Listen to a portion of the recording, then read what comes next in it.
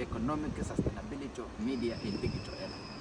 Kwa kweli kuongoza vyombo vya habari kwenye dunia sasa hivi ya teknolojia ni kazi kubwa sana. Yaani sio kitu cha chepesi kama ambavyo watu wengine wamekuwa wakifanya. Ndio maana utaona ushindani umekuwa mkubwa, kwa sababu tuna public media ambazo zinamilikiwa labda na serikali, lakini pia kuna commercial media, hizi ni za watu binafsi, private media, ambazo mara nyingi zenyewe zinapata mapato kupitia matangazo.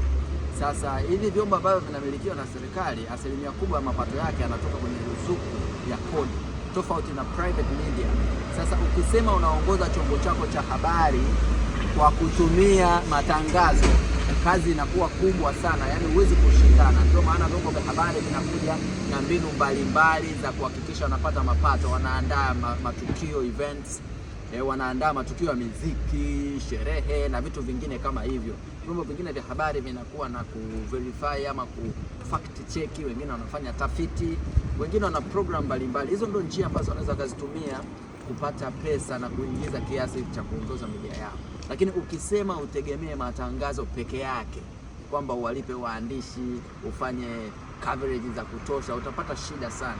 Kwa nasoma nani moja media kama CNN, wao ni bilioni 1.8 hivi makadirio kwa mwaka, ambazo ni zaidi ya trilioni 4 za Kitanzania. Hiyo ni bajeti ya mwaka ya CNN. Hujaigusa BBC, hujaangalia Al Jazeera. Kwa hivyo lazima media ziwe na ubunifu. Hata waandishi wa habari wanaofanya kwenye hivi vyombo vya habari lazima wajifunze ubunifu sasa hivi.